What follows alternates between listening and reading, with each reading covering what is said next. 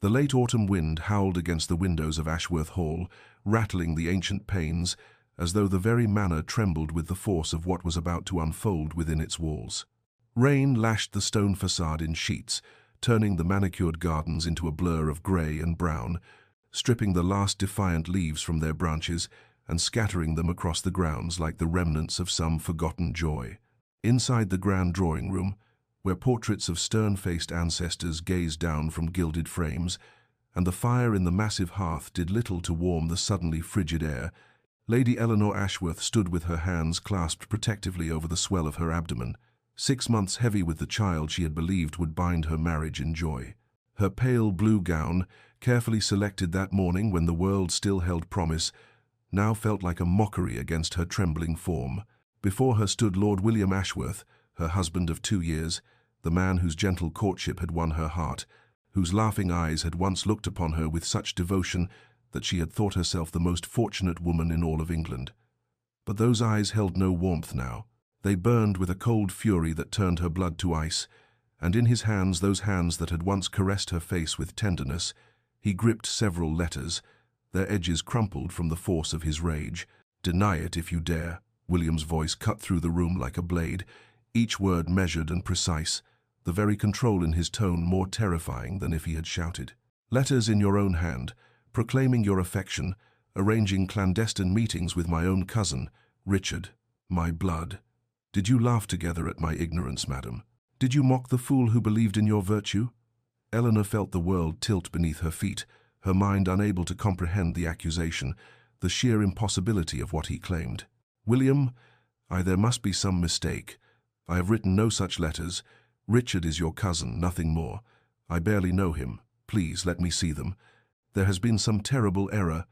Her voice, steady at first, began to fracture under the weight of his unchanging expression. She reached toward him, her hand extended in supplication, but he stepped back as though her very touch would contaminate him. "Error?" The word dripped with contempt. "I have examined them myself. The handwriting is yours, unmistakable. The intimate details, the references to our private life that only you could know." He broke off, his jaw clenched so tightly she could see the muscle jumping beneath his skin. "I trusted you. I gave you my name, my home, my heart. And this is how you repay such devotion." Eleanor's mind raced desperately through her days, searching for any interaction with Richard that could have been misconstrued. But there was nothing. Nothing but polite exchanges at family gatherings, formal pleasantries in William's presence. "I swear to you upon everything I hold sacred, upon the life of our unborn child, I am innocent of this accusation. William, please, you know me. You know I could never." But even as the words left her lips, she saw the terrible finality in his eyes, the way he looked at her as though she were already a stranger, someone he had never truly known. The tears that began to stream down her cheeks seemed only to harden his resolve, as if her grief were merely another performance, another deception in a marriage he now believed had been built entirely upon lies. "You will leave Ashworth Hall at first light," William pronounced, and the words fell upon Eleanor like a death sentence, final and absolute, severing her from everything she had known and loved in a single merciless declaration. She staggered backward, her hand reaching for the back of a chair to steady herself as the room seemed to spin around her, the faces in the portraits blurring into accusatory shadows. "William, please, I beg you think of the child, our child. Where would you have me go? I have no family, no means. You cannot cast me out in this condition, not without." But he turned away from her, his shoulders rigid beneath his coat, his hand raised to silence her pleading. "You have until dawn to gather your belongings. The cottage at the eastern edge of the estate will serve as your residence. You will be provided with basic necessities, nothing more. I will not have you starve, but neither will I endure your presence under this roof another day." The household, which had been conducting its evening duties with the usual quiet efficiency, ground to a halt as the news spread like wildfire through the servants' corridors, whispered behind hands, and met with wide eyes of disbelief. Eleanor climbed the grand staircase to her chambers, each step an agony, feeling the weight of pitying and horrified stares following her ascent,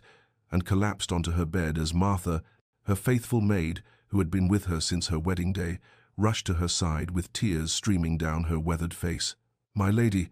this cannot be happening. His lordship has gone mad. Everyone below stairs knows you are innocent of such charges. We must do something, must make him see reason." But Eleanor, her hands trembling violently as she pressed them against her swollen belly, where their child moved and kicked, oblivious to the catastrophe unfolding around it, could only shake her head in numb despair. Through the long hours of that terrible night, Martha helped her pack trunks with clothing, books, and the few personal items she could call her own, though everything in this house had been provided by William's wealth, and Eleanor felt herself being systematically erased from the life she had built. Near midnight, summoning the last reserves of her strength and dignity, Eleanor sat at her writing desk and composed a letter to William, her hand shaking so badly that the ink blotted and smeared, but she persevered, pouring her heart onto the page, declaring her innocence with every fiber of her being, begging him to investigate further, to question Richard directly, to give her a chance to prove that these letters were fabrications or mistakes or anything but what he believed them to be. She sealed it with wax, pressed her signet ring into the soft seal, and asked Martha to deliver it to William's study. Martha returned within minutes, her face ashen, holding nothing, and Eleanor knew without asking what had happened. William had taken the letter, and without reading a single word, had consigned it to the flames of his study fireplace,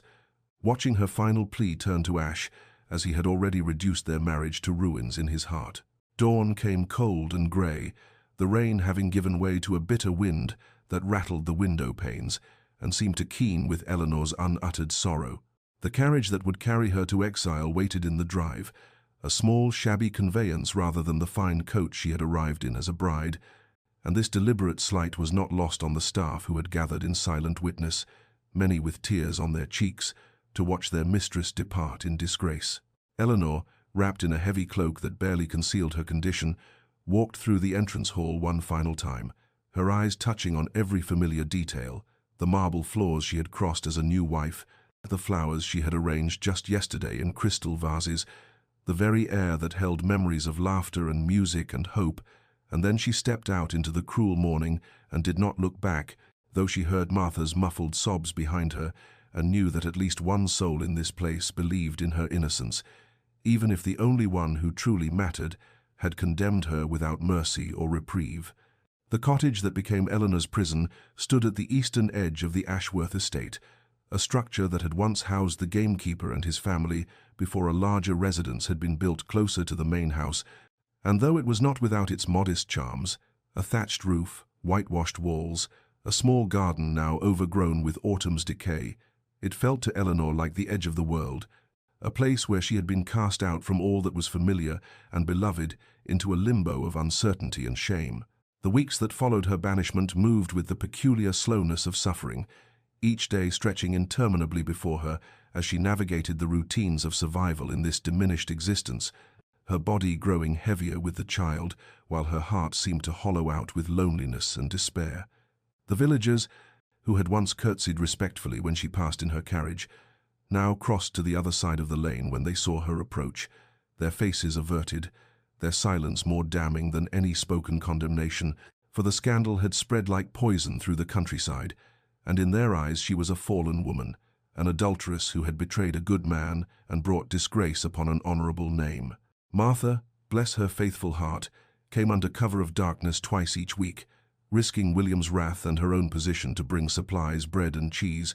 preserves from the manor's kitchen, wool for knitting, candles to ward off the encroaching winter darkness, and these visits became the only human connection Eleanor possessed, the only moments when she could speak aloud, the thoughts that otherwise circled endlessly in her mind, like caged birds desperate for release. Eleanor spent her days in activities that kept her hands busy.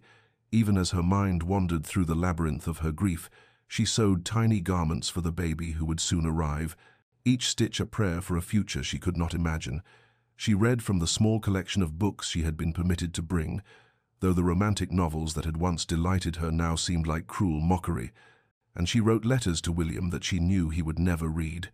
pouring out her innocence, her confusion, her anguish onto page after page that she then locked away in a wooden box, a record of her truth, even if no one would bear witness to it. The child within her moved with increasing vigor, little feet and fists pressing against the walls of her womb, and Eleanor would place her hands on her belly and weep for this innocent life, who would be born into shame, who would never know their father's love, who would bear the burden of a scandal they had no part in creating. And she wondered with desperate aching what William would think if he could feel these movements, if he could know the reality of the child he had helped create and then abandoned. As November gave way to December, winter descended upon the cottage with harsh winds that found every crack and crevice in the old walls, and Eleanor would huddle by the meagre fire, wrapped in shawls, watching the frost creep across the windowpanes like lace patterns of ice, feeling her isolation as a physical weight upon her chest, a crushing loneliness that made each breath an effort, and she thought sometimes that this must be what it felt like to be forgotten by the world, to exist in a space between life and death where nothing mattered and no one cared. And only the insistent movements of her child reminded her that she was still tethered to this earth, still responsible for at least one other soul, and so she endured, day after cold and endless day, waiting for a resolution she could not envision, and grieving for a love she feared was lost forever. William had believed that banishing Eleanor would bring him peace, that removing the source of his humiliation and betrayal from his sight would allow him to rebuild the walls around his wounded pride and resume the life he had known before. Her deception shattered it, but instead he found himself haunted by an absence that filled every corner of Ashworth Hall with ghostly reproach, her empty chair at the dining table a silent accusation, her abandoned embroidery on the drawing-room settee a reminder of all the small domestic intimacies he had destroyed with his righteous fury. He retreated to his study, that masculine sanctuary of leather and dark wood where he had spent so many evenings in her company, reading aloud while she worked at her needlework, and now he sat alone with a decanter of brandy that never seemed to empty, no matter how many glasses he poured, staring at the letters that had condemned her, reading them again and again until the words blurred before his eyes, and his head pounded with the effort of maintaining his certainty against the insidious whispers of doubt that crept into his thoughts during the long, sleepless nights. His sister Catherine arrived in mid-December, sweeping into Ashworth Hall with her usual commanding presence, and within an hour of her arrival she had demanded to see the evidence against Eleanor, sitting across from William in that very study and examining the letters with a scholar's precision, while he defended his actions with arguments that sounded increasingly hollow even to his own ears. "These letters prove nothing beyond what someone wishes you to believe," Catherine said, her sharp eyes moving from the pages to her brother's haggard face, noting the shadows beneath his eyes, the tremor in his hands, the bottle that sat too prominently on his desk. "Eleanor has always been devoted to you. Any fool could see it, and you have cast her out in her condition based on correspondence that could have been fabricated by anyone with sufficient malice and opportunity." William wanted to rage at her and to demand she leave and take her doubts with her, but instead he found himself unable to meet her gaze, his hands clenching and unclenching as memories rose unbidden in his mind. Eleanor's face on their wedding day, radiant with joy and hope, her gentle laughter when he made some awkward attempt at humor, the way she would touch his arm in passing as if she could not bear to be near him without some small contact, her tears of happiness when she had told him about the child, and most terrible of all, her face on that final morning, pale as death itself, her eyes pleading for a mercy he had refused to grant. Catherine left the study with promises to investigate further,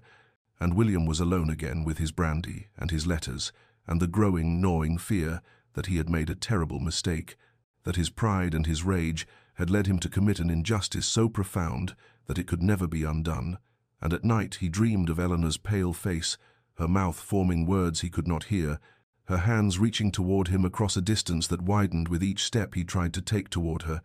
and he would wake gasping, his nightshirt drenched with sweat, the phantom image of her suffering imprinted on his mind like a brand that burned hotter with each passing day,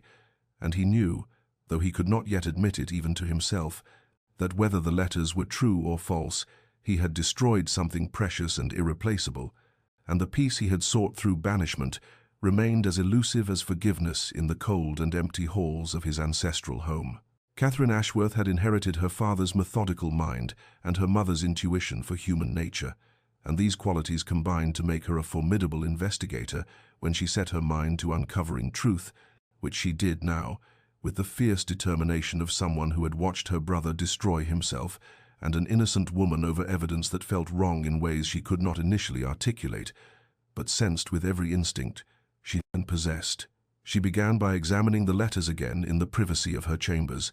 this time not merely reading the content, but studying the physical documents themselves, the paper quality, the ink color, the formation of individual letters, the pressure of the pen strokes, and what she discovered made her breath catch in her throat. For while the handwriting was indeed remarkably similar to Richard's flowing script, there were subtle inconsistencies in the slant of certain letters, a slight tremor in the loops that suggested someone copying rather than writing naturally. And most damning of all, the paper stock was from a batch that had only been purchased for Ashworth Hall 6 months prior, yet the letters were supposedly written over a year ago, when Richard would have been using his own stationery from his estate in Cornwall. Armed with these observations, Catherine sent for Richard himself, summoning him to Ashworth Hall with an urgent letter that brooked no refusal, and when he arrived 3 days later, travel-worn and confused about the emergency, she sat him down in the drawing-room and questioned him with the precision of a barrister, watching his face as she described the accusations against him and Eleanor, and what she saw there was not guilt but genuine shock and outrage that anyone could believe such falsehood about him and his cousin's wife, whom he had met only twice in his life, and for whom he felt nothing but respectful familial regard. Richard's alibi was impeccable and easily verified. He had been abroad for the better part of the previous year, first in Italy studying Renaissance art, and then in Greece examining classical ruins, and he produced letters from colleagues, hotel registers, and shipping manifests that placed him thousands of miles from England during the period when the alleged affair would have taken place. His genuine correspondence to William during that time, filled with descriptions of ancient temples and Italian sunsets, innocent letters that someone had clearly used as templates to create the damning forgeries. Catherine's mind worked rapidly through the implications, and she began to consider who within the household would have both the opportunity to access Richard's genuine letters from William's desk and the motive to destroy Eleanor's marriage, and her thoughts turned inevitably to the household staff, those invisible servants who moved through the halls of Ashworth Hall, observing everything while being observed by no one, who knew the family's routines and secrets, who had access to the study when William was absent,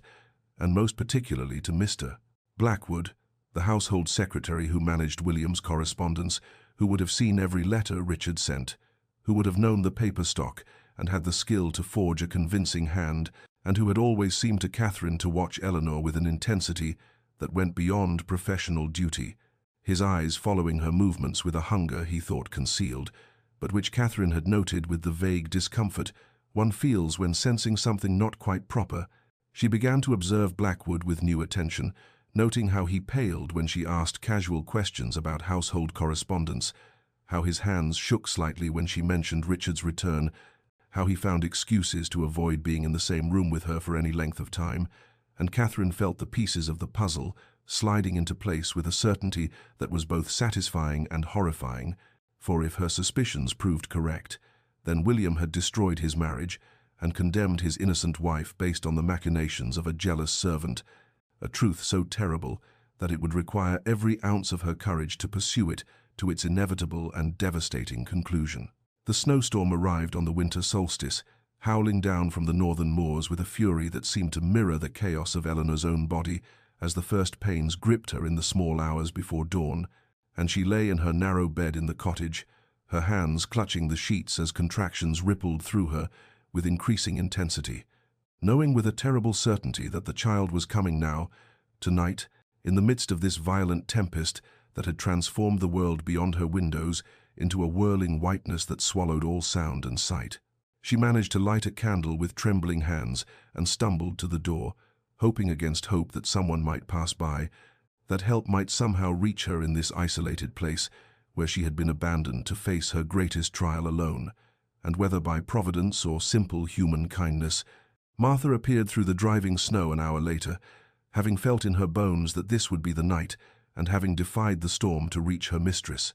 her face red with cold and determination as she pushed through the door and immediately began preparing the cottage for the ordeal ahead, boiling water and gathering clean linens, while Eleanor paced the small room, her nightgown already soaked with perspiration despite the winter cold.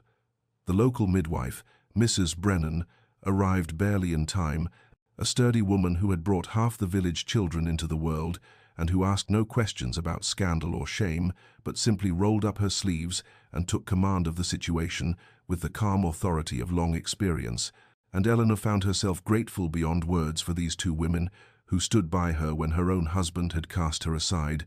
who held her hands and spoke words of encouragement as the pains intensified to a level she had not imagined possible,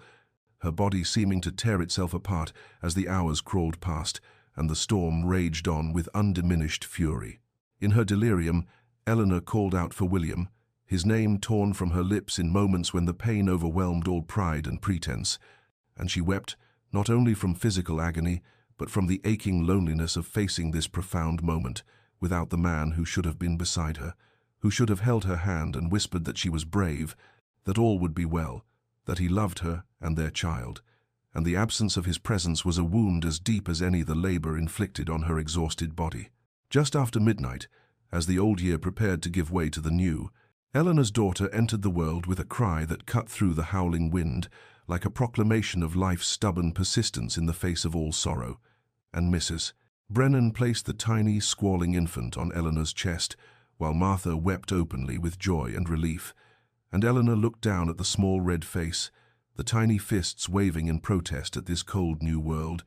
and felt love crash over her like a wave, fierce and protective and absolute,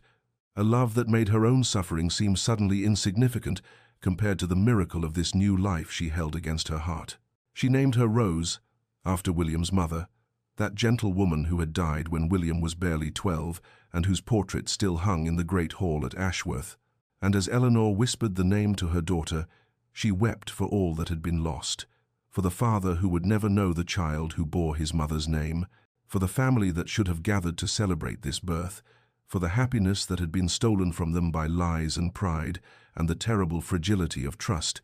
And she held Rose close as the storm finally began to diminish outside, the wind dying to a whisper as dawn approached, and the world lay silent beneath its blanket of fresh snow, beautiful and pure and utterly indifferent to the small human drama that had unfolded in the cottage through that long and lonely night. William had not slept that night, the storm outside matching the tempest within his soul as he paced the halls of Ashworth like a ghost haunting his own life. And though he told himself he had no right to think of Eleanor now, no right to wonder about her welfare or the child she carried, his feet carried him toward the stables, as if moved by some force beyond his conscious will, and he found himself saddling his horse in the darkness, while the wind howled and snow drove against the stable walls with such fury that his groom protested the madness of riding out in such weather.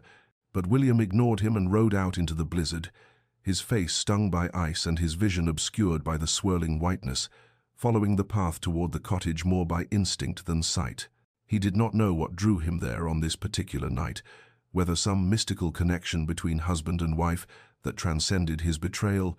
or simply the restless guilt that had given him no peace since the moment Eleanor's carriage had disappeared down the drive months ago.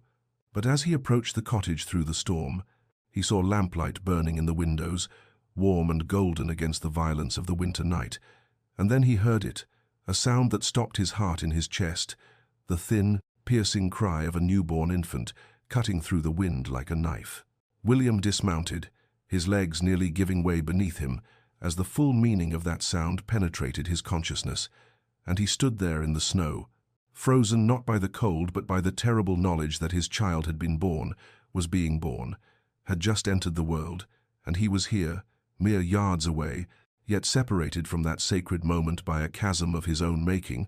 a gulf of accusation and pride and wounded fury that now seemed utterly insignificant compared to the magnitude of what was happening in that small cottage where his wife labored alone, without him, without his hand to hold or his voice to encourage her through the ordeal he should have shared. He moved closer to the cottage, his boots crunching in the fresh snow, and through the window he could see shadows moving inside, the midwife's sturdy figure, Martha's smaller form, and Eleanor as his Eleanor, though he could not see her face clearly, and he heard her cry out, a sound of such pain that it tore through him like a physical wound, and he wanted to burst through the door, to go to her, to beg her forgiveness, to be there as a husband should be, but shame and the knowledge of his own unworthiness kept him rooted to the spot, a silent witness to the consequence of his blindness and his rage. The hours passed and still he stood there, watching, listening, his body growing numb with cold, while his heart burned with a mixture of grief and longing and self-loathing so intense that he wondered if this was how damnation felt, to be so close to something precious and yet forever barred from it by one's own sins. And when finally that infant's cry pierced the night again, stronger now, insistent with life, William fell to his knees in the snow and wept as he had not wept since boyhood, great wrenching sobs that shook his entire frame, for he knew with absolute certainty that he had missed something irreplaceable of a moment that would never come again, the birth of his first child, and that even if Eleanor somehow found it in her heart to forgive him, even if he spent the rest of his life trying to make amends, this particular loss could never be recovered, this absence could never be made present, this wound could never fully heal. As dawn broke and the storm finally began to subside, William watched Martha emerge from the cottage, exhausted but smiling, and he quickly mounted his horse and withdrew into the trees before she could see him, and unwilling to intrude even on the periphery of this sacred time, and he rode back to Ashworth Hall through the fresh snow, the world transformed into something clean and white and beautiful, utterly at odds with the devastation in his soul, and he knew as he rode that something had broken inside him during that long night, some final barrier of pride or self-justification, and in its place was only the raw, aching knowledge of what he had done, what he had lost, and what he might never be able to reclaim. Catherine had never trusted Mr. Blackwood entirely, for there was something in the household secretary's manner that had always struck her as obsequious yet watchful, a man who moved through the halls of Ashworth with the quiet efficiency of someone who knew where all the keys were kept and which doors might be opened without invitation. And it was this instinct that led her to his quarters on a grey morning 3 days after the snowstorm had finally cleared, ostensibly to request certain household accounts, but truly to observe him more closely in the wake of her growing suspicions about the letters that had destroyed her brother's marriage. She found his door slightly ajar, which was unusual for a man so meticulous about his privacy, and through the gap she glimpsed him kneeling before his fireplace, feeding papers into the flames with movements that betrayed a desperate haste, utterly unlike his typically measured demeanor. And without hesitation she pushed the door open fully and demanded to know what he was burning with such urgency that he had not even properly closed his door. Blackwood leapt to his feet, his face draining of color, and for a moment Catherine saw naked panic in his eyes before he attempted to compose himself,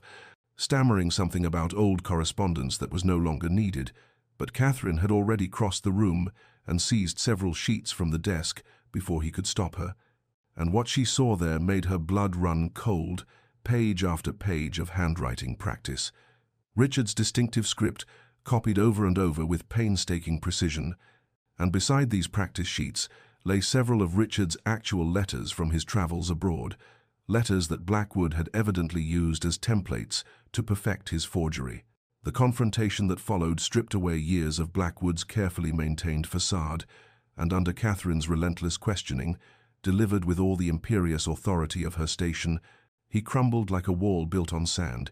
his confession spilling out in a torrent of self-justification and bitter resentment that revealed the depths of his obsession with Eleanor, an obsession that had begun when she was still Miss Eleanor Hartley and had come to Ashworth as a guest 2 years before her marriage, her beauty and grace capturing the attention of everyone in the household, including the secretary, who dared to imagine himself worthy of her regard. He had written her letters, Blackwood admitted, his voice shaking with emotion, letters declaring his admiration and devotion, but she had returned them unopened, had avoided his presence with a delicacy that somehow made his humiliation more complete. And when William had begun courting her in earnest, when it became clear that the lord of the manor would claim what the secretary had foolishly dreamed might be his, something had broken inside Blackwood, some last vestige of rationality, giving way to a poisonous envy that had festered for months until he conceived his terrible plan. The forgery had been simple enough for a man with access to Richard's correspondence and the skill to mimic handwriting that came from years of copying his master's hand on documents and letters, and Blackwood had crafted his false evidence with meticulous care, weaving in enough authentic detail to make the letters convincing while adding the poison of invented intimacy and confession that would destroy Eleanor's reputation and marriage, and he had planted them where William would find them. Knowing his master's pride and jealous temperament well enough to predict that he would react with fury rather than investigation,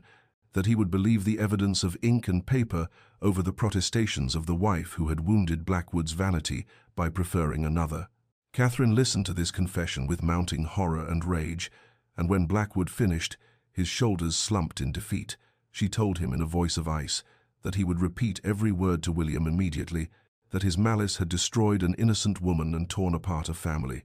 and that whatever mercy he might have hoped for had been forfeited by the magnitude of his crime. And she summoned footmen to ensure he could not flee while she went to fetch her brother, knowing that the revelation she was about to deliver would shatter William, even as it freed Eleanor from the false condemnation that had defined these terrible months of separation and sorrow. William was in the library when Catherine arrived, her face grave with purpose, and before he could rise from his chair, she told him in a voice that permitted no argument that he must come with her immediately to the drawing-room, where a matter of utmost urgency awaited his attention, and though he began to protest, something in her expression silenced him, and he followed her down the corridor with a growing sense of dread that intensified. When he entered the drawing-room, to find Blackwood standing between two footmen, the secretary's face ashen and his hands trembling, and on the table before them lay the damning evidence, the practice sheets, the genuine letters from Richard, and several of the forged pages that Catherine had rescued from the flames. Catherine presented the facts with cold precision, her voice steady as she recounted Blackwood's confession, and as the full truth unfolded before him, William felt the world tilt and shift beneath his feet, for here was proof absolute that Eleanor had been innocent,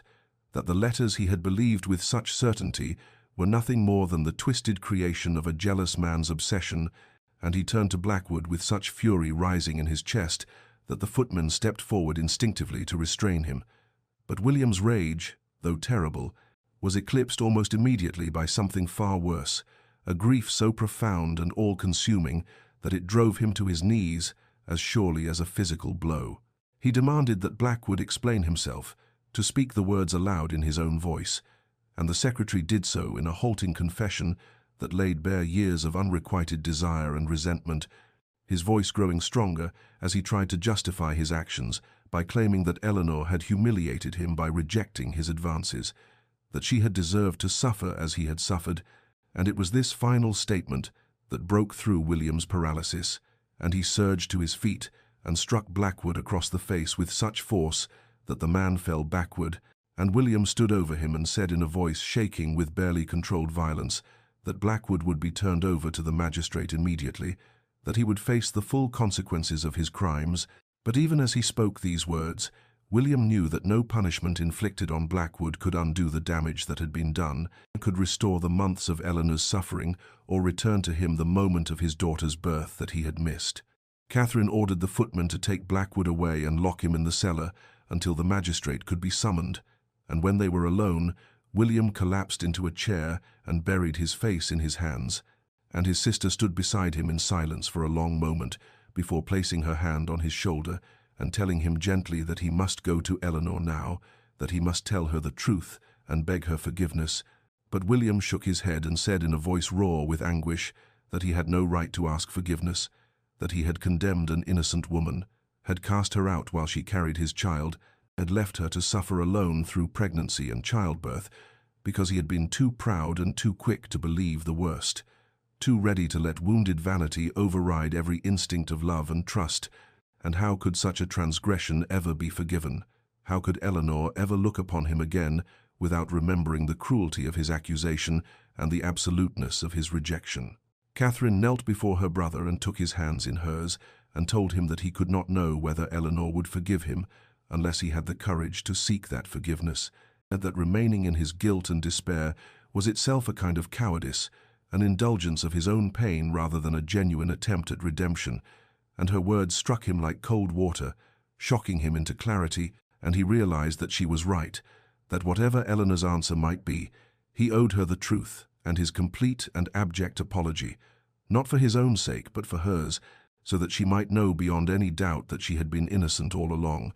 that the fault had been entirely his, and that if she chose never to see him again, he would accept that judgment as just and deserved. William left Ashworth Hall within the hour, riding through the cold afternoon with a desperation that made him heedless of the icy wind cutting through his coat,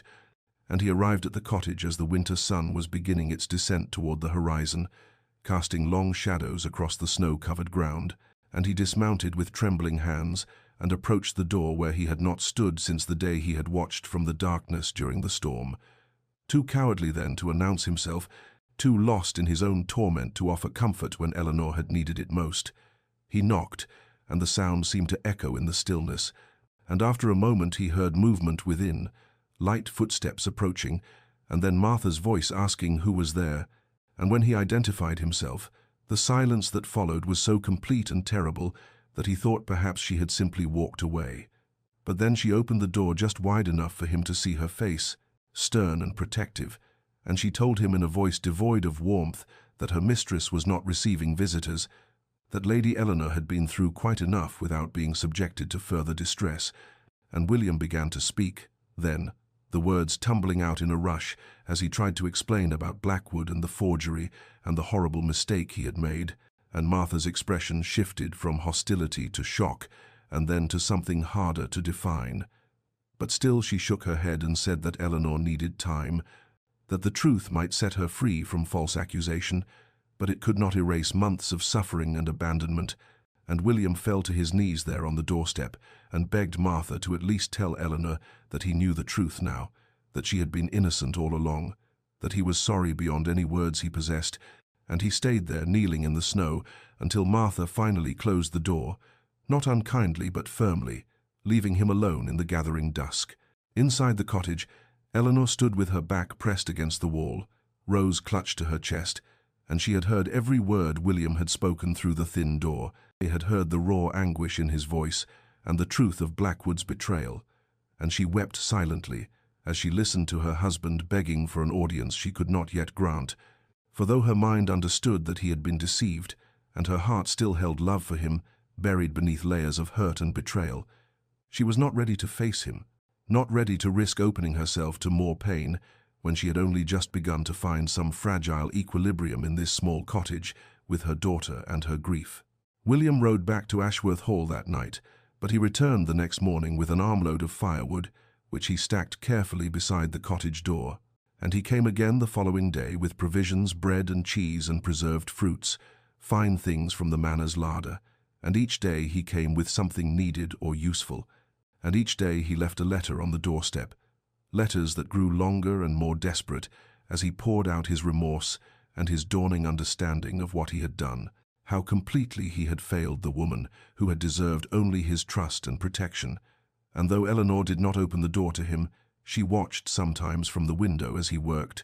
splitting wood or clearing snow from the path, performing the humble tasks of service and penance, and Martha, who went back and forth between the cottage and the hall, told Eleanor that William was destroyed by guilt and grief, that he barely ate or slept, that he spoke of nothing but his need to make amends somehow, though he knew amends might be impossible, and Eleanor listened to these reports with a heart divided between the desire to maintain her protective walls and the slow erosion of her anger in the face of his evident and genuine devastation.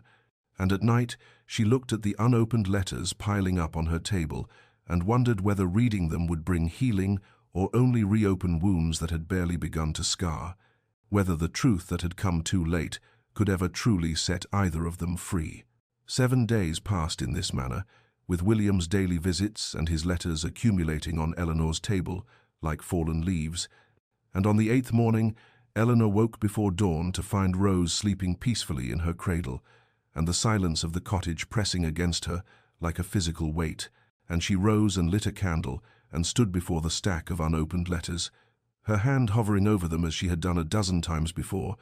But this time something had shifted within her, some small crack in the armor she had built around her heart,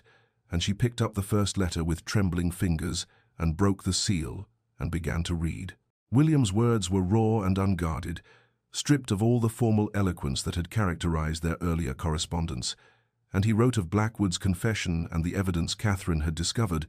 explained in careful detail how the forgery had been accomplished, and his own terrible blindness in accepting the letters as truth, but more than the facts he wrote of his devastation at what he had done, how he had lain awake every night since learning the truth and relived the moment of his accusation, the cruelty of his words, the absoluteness of his rejection, and he confessed that he had no right to ask for forgiveness, but that she deserved to know she had been innocent all along, that the fault had been entirely his, that he would carry the weight of his mistake for the remainder of his days, regardless of whether she ever chose to see him again. Eleanor read through tears that blurred the words on the page, and when she finished the first letter, she picked up the second and then the third, and she read through the morning as Rose slept, and the winter sun climbed slowly into a pale sky, and with each letter she felt something loosening inside her chest. Not forgiveness exactly, but a recognition that William's suffering was genuine and profound, that he understood the magnitude of his transgression and was not seeking to excuse or diminish it, but simply to acknowledge the truth and accept whatever judgment she might render. When Martha arrived mid-morning with supplies, she found Eleanor sitting at the table surrounded by opened letters, her eyes red from weeping, and Martha asked gently if her mistress was well. And Eleanor nodded and said in a voice barely above a whisper that she wanted Martha to tell Lord William something,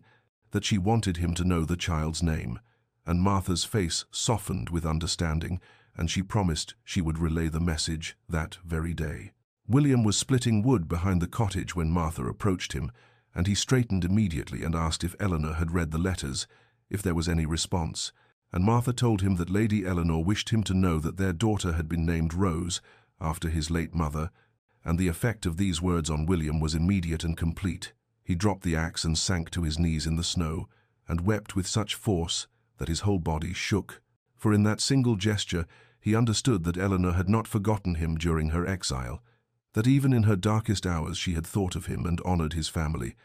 and he realized that the woman he had wronged so terribly had still found room in her heart to offer this small kindness, this connection between their daughter and the grandmother who would never know her. And Martha stood watching him cry and felt her own eyes fill with tears, for she had served both of them and loved them both,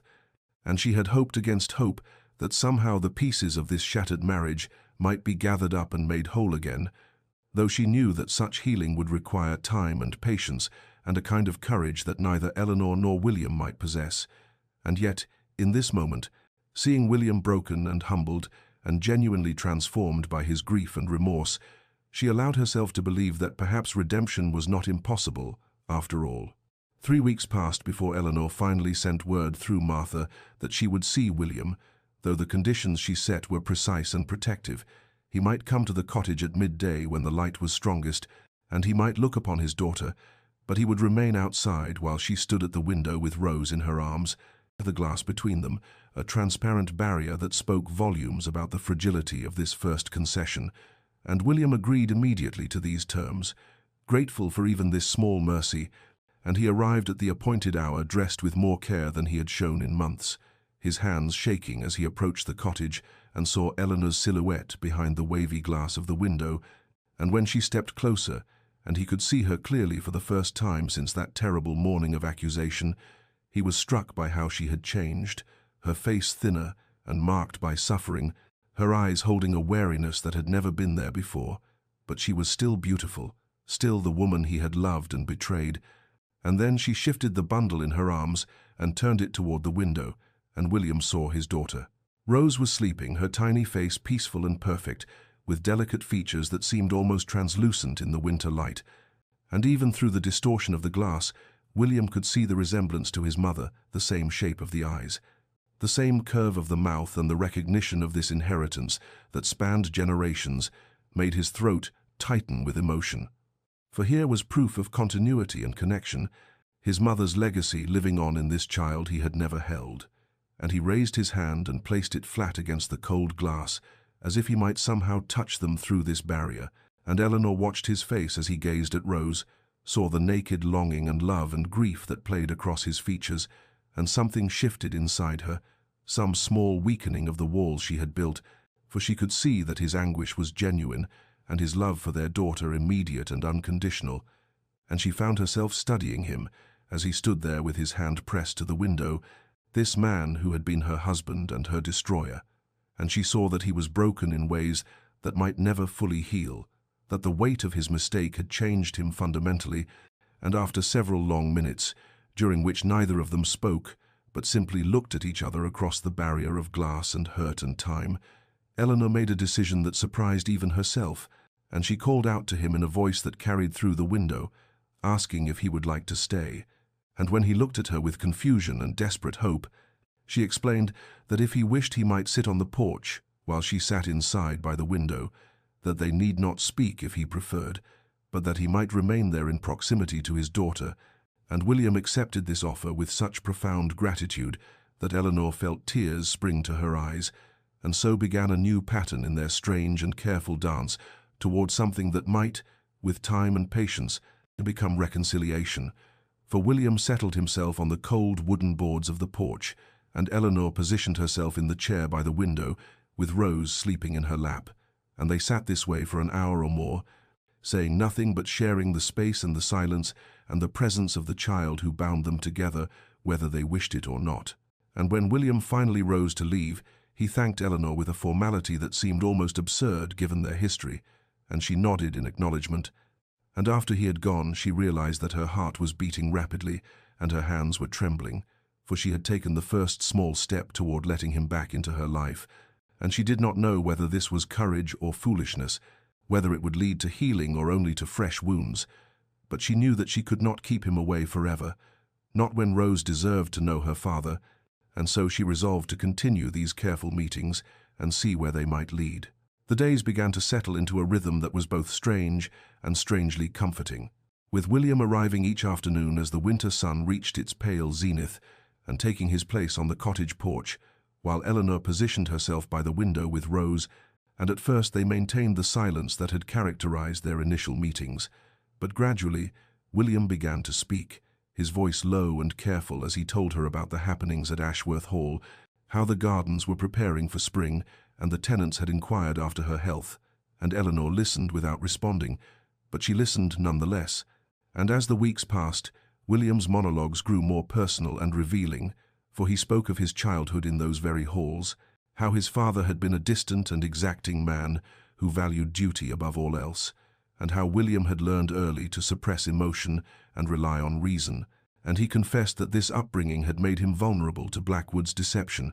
for he had trusted the evidence of letters over the evidence of Eleanor's character. He had chosen cold logic over the warmth of faith in the woman he had married, and Eleanor heard in these confessions a man trying to understand his own failures, not to excuse them, but to trace their roots, and she found herself softening slightly toward him, even as she maintained her protective distance. One afternoon in early March, when the first hints of spring were touching the frozen landscape, and Rose was playing on a blanket near the window, making the delightful burbling sounds that infants make when they discover their own voices, Eleanor made a decision that surprised even herself, and she rose from her chair and crossed to the door and opened it just slightly, perhaps 6 inches, enough that the sound of Rose's laughter could flow freely through the gap to where William sat on the porch, and she watched through the window as he turned toward that sound, with such longing and joy on his face that tears immediately sprang to his eyes, and he sat very still as if afraid that any movement might cause Eleanor to close the door again. And he listened to his daughter's happy sounds with an expression of such profound gratitude that Eleanor felt something crack inside the protective shell she had built around her heart. For she realized that this man before her was not the cold and certain judge who had banished her, but rather someone broken and remade by his own mistakes, someone who had learned through terrible suffering the difference between the appearance of righteousness and its reality, and she began to see that perhaps genuine repentance was not merely words or gestures, but this kind of fundamental transformation, this willingness to sit day after day in the cold and accept whatever small mercies she might offer without demanding more. And when William finally spoke that day, his voice was thick with emotion, and he thanked her for this gift of hearing Rose's laughter, and Eleanor found herself responding for the first time in weeks, saying quietly that Rose deserved to know her father's voice, and though the door remained only slightly ajar and the distance between them remained vast, something had shifted in that moment, some acknowledgement that they were moving, however slowly, towards something that might eventually become reconciliation. Spring arrived with a gentleness that seemed almost apologetic after the harshness of winter, bringing with it the scent of earth awakening and the sight of early crocuses pushing through the thawing ground. And on a morning in late April, when the air was soft and the sunlight held genuine warmth for the first time in months, Eleanor made a decision that had been forming slowly in her heart over the preceding weeks of careful observation and tentative thawing. And when William arrived for his customary afternoon visit, she did not position herself by the window as had become their ritual, but instead she opened the door fully and stood in the doorway with Rose on her hip, and she spoke the words that would change everything between them, inviting him to come inside, to sit with them properly. And William stood frozen on the porch for a long moment, as if he could not quite believe what he had heard. And when he finally moved forward, his steps were hesitant and reverent, as though he were entering a sacred space where he had no right to tread. And Eleanor gestured to the chair across from her own beside the fireplace, and they sat facing each other with Rose, now sleeping peacefully in Eleanor's arms, and for several minutes neither spoke, both seeming to recognize the significance of this moment, this crossing of a threshold that had stood between them for so many months. William was the first to break the silence, and his voice when he spoke was careful and measured, for he began to explain, not to justify but to illuminate, describing those terrible days after he had received the forged letters, how his world had seemed to shatter, how every happy memory had been recast in a darker light, how he had felt betrayed, not just in his marriage, but in his very judgment of human character. And he admitted that his response had been not only cruel but cowardly, that he had acted from wounded pride as much as wounded love, that he had wanted to hurt Eleanor as he felt hurt, without pausing to consider that the evidence might be false or his conclusions hasty. And Eleanor listened to this confession without interrupting, and when he fell silent, she began to speak her own truth, describing the loneliness of her exile, the fear that had gripped her during those final months of pregnancy, when she wondered if she would survive the birth, and what would become of her child if she did not, the profound grief of bringing Rose into the world without the man she loved beside her. And she spoke of how his accusation had not only wounded her but changed her, made her question her own worth and judgment, made her wonder if she had ever truly known him at all. And as she spoke, William's face reflected the full weight of what his actions had cost them both, and his hands gripped the arms of his chair as if he needed something solid to hold on to. And when Eleanor finished speaking, the room was heavy with shared sorrow and the accumulated pain of separation. Then William said something that surprised Eleanor with its wisdom and humility, for he told her that he was not asking for her forgiveness, that he knew he had no right to ask for such a gift, but that he was asking instead for the opportunity to prove himself worthy of it someday, that he wanted to earn back her trust through patient demonstration rather than through words or appeals to their past, and this acknowledgement that forgiveness could not be demanded or rushed, but must be freely given when and if it came, moved Eleanor deeply, and she found herself studying his face in the firelight, and seeing there not the harsh judge who had condemned her, but a man humbled and transformed by his own failures. And they talked through the afternoon and into the evening, speaking with an honesty that they had never quite achieved even in the early days of their marriage, for they had both been changed by suffering into people capable of deeper truth. And when night had fully fallen, and Rose had woken and been fed and settled again, Eleanor realized that something fundamental had shifted between them, that the door she had opened was not merely physical but emotional, and that while the path to full reconciliation would be long and uncertain, they had taken the first real steps upon it together. The morning came soft and golden, with May sunlight streaming through the cottage windows and the birds singing in the hedgerows as if the world itself was celebrating the tentative peace that had been established between Eleanor and William. And when he arrived that day, Eleanor was waiting with a decision that had formed during the long hours of the previous night when she had lain awake, listening to Rose's gentle breathing and thinking about the conversation William had shared, about the honesty and vulnerability they had finally achieved after so many months of pain and separation. And when William stepped through the door, she saw the mixture of hope and uncertainty in his eyes, the way he had learned to temper his expectations and accept whatever small mercies she might offer. And she realized that this careful humility, this willingness to receive rather than demand, was itself a kind of proof of his transformation. And so she spoke words that would change everything between them, telling him that she thought it was time he met his daughter properly, time he held Rose in his arms as a father should,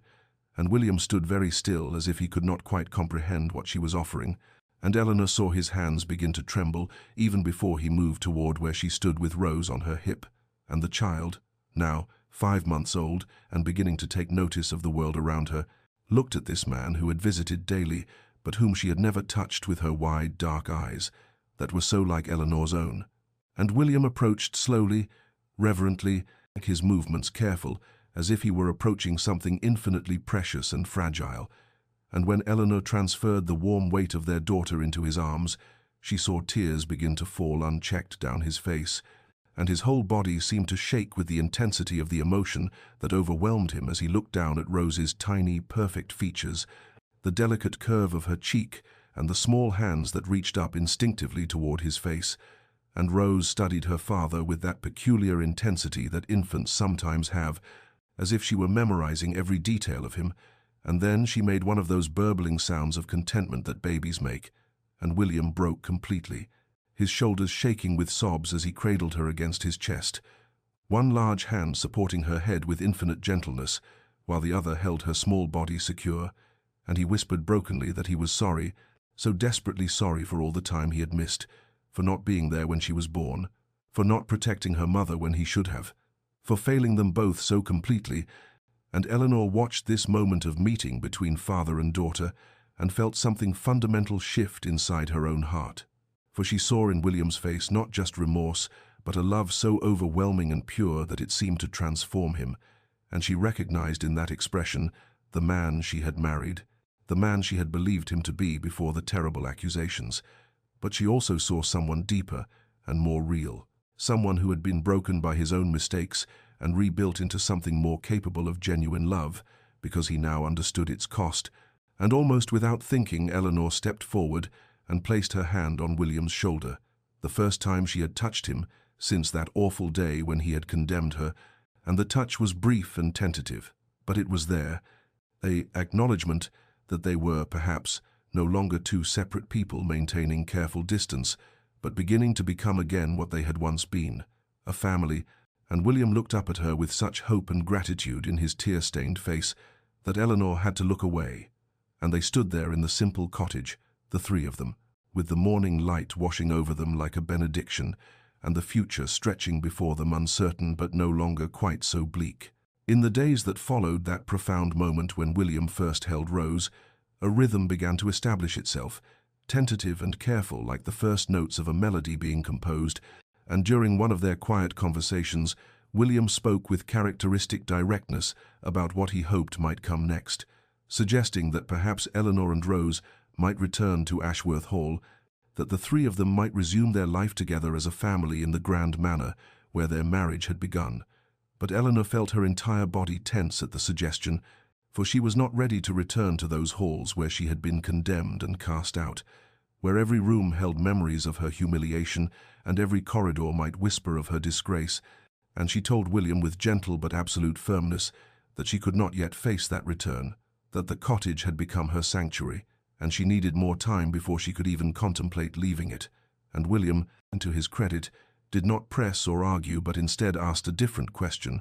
wondering if he might be permitted to help with the cottage maintenance and to visit more regularly, to make himself useful in whatever way Eleanor would allow. And this more modest proposal felt manageable to Eleanor, felt like something she could accept without surrendering the autonomy and safety she had built for herself during the long months of exile. And so she agreed, and from that day forward, William's presence became woven into the fabric of their daily life, in ways both practical and profound. For he arrived each morning with his tools and his willingness, repairing the sagging gate and the loose shingles on the roof, chopping wood for the winter stores, even though summer was barely beginning, mending the fence that kept the small kitchen garden safe from wandering deer, and between these tasks he would play with Rose, dangling his watch chain for her to grasp, or making silly faces that drew peals of delighted laughter from her, and Eleanor would watch from the doorway or the window and see in these interactions a kind of courtship. For William was courting not only his daughter's affection, but his wife's trust, proving through accumulated small actions what words alone could never demonstrate. And he brought Eleanor gifts that showed he remembered who she was beneath the pain, bringing her books of poetry because he recalled her love of verse, bringing her the first strawberries from the Ashworth Gardens because she had once mentioned they were her favorite, bringing her wildflowers gathered from the fields because she had always preferred them to hothouse blooms. And in the evenings he would read aloud to her while she sewed or nursed Rose, his voice filling the cottage with stories of far-off places and impossible adventures. And slowly, imperceptibly at first, but then with gathering momentum, Eleanor began to feel something shift inside herself, began to recognize that the walls she had built around her heart for protection were perhaps no longer necessary, that the man before her had indeed changed and had been humbled and refined by his own terrible mistakes into someone capable of the patience and devotion that true love required. And she found herself watching him with Rose and feeling not just appreciation, but something warmer, something that reminded her of how she had felt in the early days of their marriage when everything had seemed possible and their future had stretched before them, bright with promise. And though she was not yet ready to speak these feelings aloud, she knew that William's persistent, gentle presence was rebuilding, not just the physical structures of the cottage, but the foundation of trust upon which their marriage might someday stand again. Summer arrived in earnest, bringing with it long golden evenings, when the light seemed to linger forever, and the air was sweet with the scent of honeysuckle and wild roses. And on one such evening in late June, when Rose was nearly 8 months old and growing more active and curious with each passing day, Eleanor and William were in the cottage garden, watching their daughter explore the world from her blanket on the grass, reaching for butterflies and laughing at the way the leaves moved in the gentle breeze. And William had been telling Eleanor about his plans for expanding the tenant cottages on the estate, seeking her opinion as he had begun to do more and more frequently, valuing her thoughts and perspective in a way he had failed to do during their first marriage. And Eleanor was responding with genuine interest when suddenly Rose pulled herself up, using the edge of the blanket, wobbling precariously on her small legs with a look of fierce determination on her face, and both parents fell silent, watching their daughter with held breath. And then Rose let go of the blanket and took one lurching step forward, then another and another, moving toward William with her arms outstretched and her face alight with triumph. And William dropped to his knees with tears already streaming down his face and opened his arms to catch her. And when Rose tumbled into his embrace, both parents were crying and laughing simultaneously, overwhelmed by the beautiful ordinariness of this milestone that so many parents witnessed together, but which they had feared they might never share. And William held Rose close and looked up at Eleanor with such joy and such sorrow mingled together that Eleanor felt something break open inside her chest, some final barrier she had been maintaining around her heart, and she realized in that crystalline moment of shared happiness that she had forgiven him, truly and completely forgiven him, that the weight of resentment and hurt she had been carrying had somehow dissolved in the accumulated days of his patient devotion and genuine transformation. And when William had settled Rose back on the blanket to practice her new skill, Eleanor asked if he might walk with her for a moment, and they moved to the edge of the garden where the roses grew wild against the stone wall. And there in the fading light, Eleanor told him that she believed in his remorse, that she could see his love was real and his repentance genuine. And William went very still and then asked in a voice barely above a whisper whether she thought she might someday be able to love him again, whether there was any hope that they might rebuild what he had so carelessly destroyed. And Eleanor looked at this man who had been both her greatest love and her deepest pain, who had condemned her unjustly, but who had also spent months proving his devotion through actions rather than words. And she told him the truth that had been growing in her heart without her quite realizing it, that she had never stopped loving him, even when she hated what he had done, that the love had been buried beneath layers of hurt and betrayal, but it had never died. And now, in the light of his transformation and her own healing, she could feel it stirring again, tender and new but undeniably there. And William wept openly and asked if he might embrace her, and Eleanor stepped into his arms for the first time since before the accusations, and they stood there in the garden with their daughter playing nearby, and the evening light turning everything to gold, holding each other while the past began finally to release its grip on the present. The decision to return to Ashworth Hall was not made lightly or quickly, but rather emerged gradually over the course of several weeks following that transformative evening in the garden, and Eleanor found herself thinking about the manor, not with the dread and revulsion she had felt for so long, but with a cautious willingness to reclaim what had been stolen from her. And when she finally told William one August morning that she was ready to come home, that she wanted Rose to grow up in the house that was her birthright, and for them to truly be a family again, William wept with gratitude and immediately began making arrangements,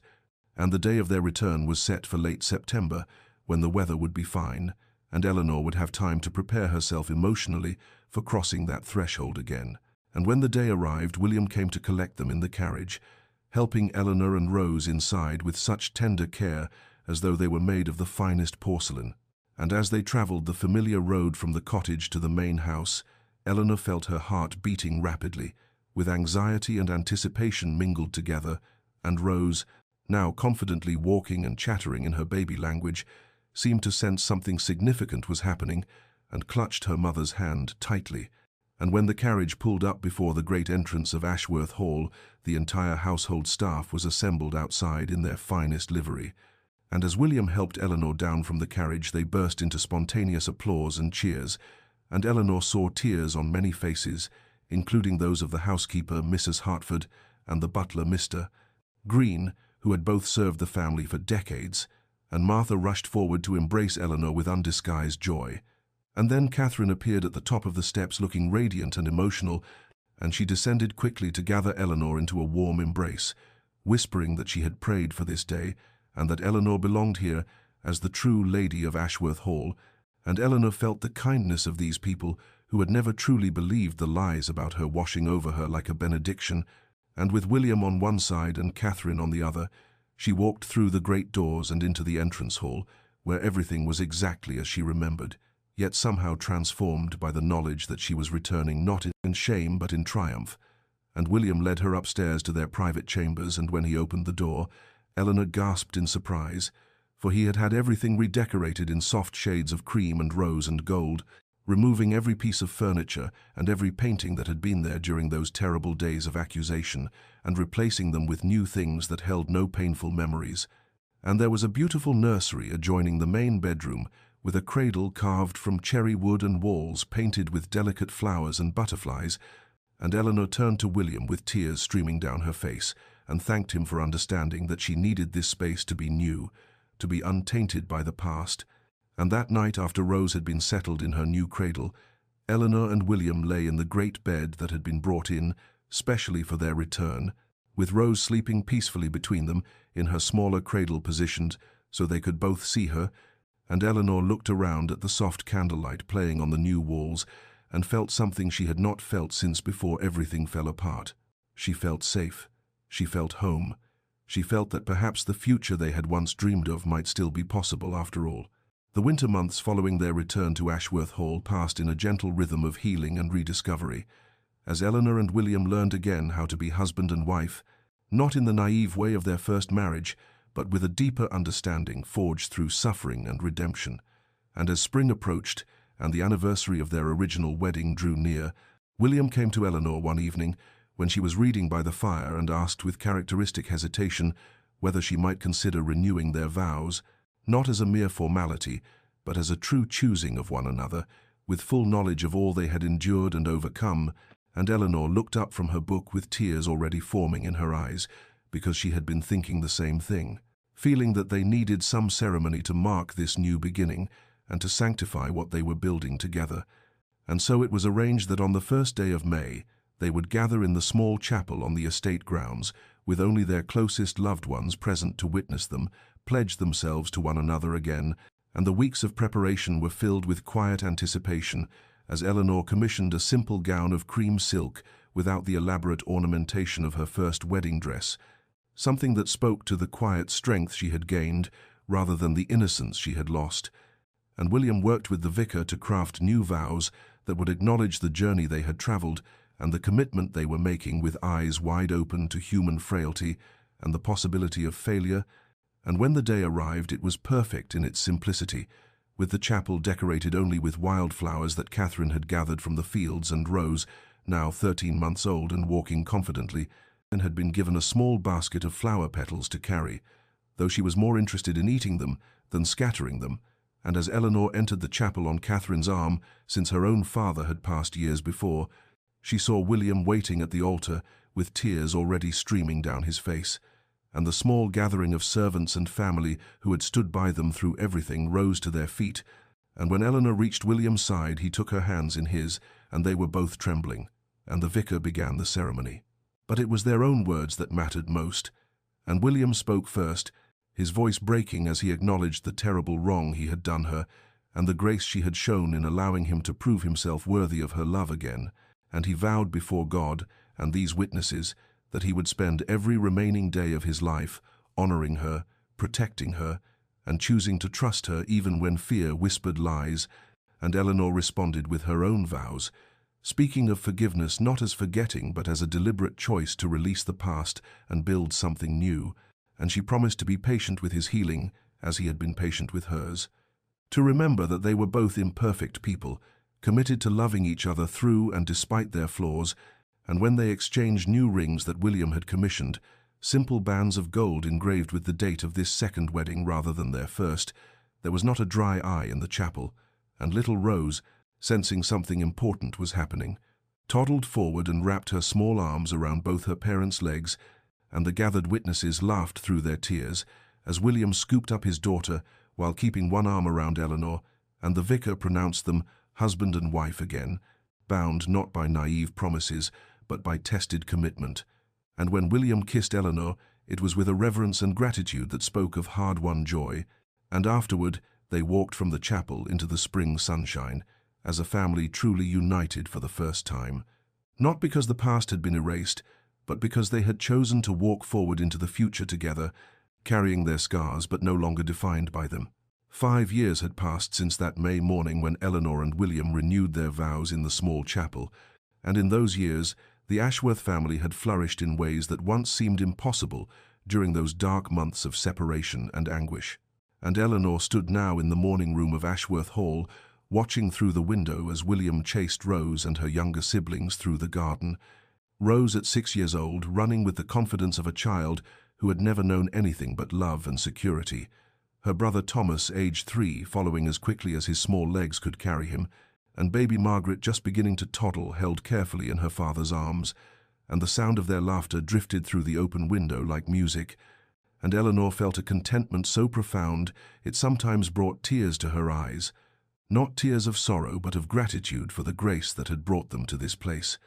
and she thought of the cottage where she had endured those lonely months of exile, which William had transformed at her request into a family retreat where they spent quiet weekends away from the grandeur of the main house, a place that honored her suffering while no longer being defined by it. And she remembered the woman she had been when she first arrived there, broken and abandoned and carrying a child whose father had rejected them both, and she marveled at how that woman had found strength she never knew she possessed, had survived when survival seemed impossible, had learned that she could stand alone even as she hoped desperately not to have to, and William too had been transformed, the arrogant certainty that had led him to condemn her, without proper evidence, replaced by a humility and gentleness that made him a better husband, a better father, a better man than he had been before. And their marriage now was built not on the romantic idealism of youth, but on the tested foundation of forgiveness, freely given, and trust painstakingly rebuilt, and they both carried scars from those terrible months, but the scars no longer defined them, instead serving as reminders of how far they had come and how precious was the love they had fought to reclaim. And watching William now with their children, seeing the joy on his face unmarred by the guilt that had haunted him for so long, Eleanor knew that they had achieved something rare and precious. They had taken the broken pieces of their shattered lives and built something stronger and more beautiful than what had existed before. And as Rose caught sight of her mother in the window and waved with uninhibited delight, Eleanor waved back and felt her heart overflow with love for this family that had been tested by fire and emerged refined rather than destroyed. And she knew that the story of their suffering and redemption would echo through the generations of Ashworths to come, a testament to the power of forgiveness and the possibility of second chances when met with genuine repentance and patient love. And, dear listener, may this tale remind you that we are all capable of terrible mistakes born of fear and pride, that a moment's rashness can shatter lives and destroy what is most precious. But may it also remind you that no mistake is beyond the reach of forgiveness when true remorse meets true grace, that redemption is possible even in our darkest hours, if we have the courage to face what we have done and the humility to accept the gift of another chance. And may you be slow to judge and quick to verify. May you choose trust over suspicion and love over fear. And when you yourself stand in need of forgiveness or are called to offer it, may you remember William and Eleanor and know that broken things can be made whole again, perhaps not as they were before, but as something even stronger for having been broken and mended. And may your nights be peaceful and your heart be light, knowing that love persists even through the longest winters, and that spring always comes again to those who wait with hope. And this story comes to you from Tales of Heart and Home, where we believe that every ending can become a new beginning if we choose love over bitterness and forgiveness over resentment. So until we meet again in another tale, may grace and peace accompany you on your journey.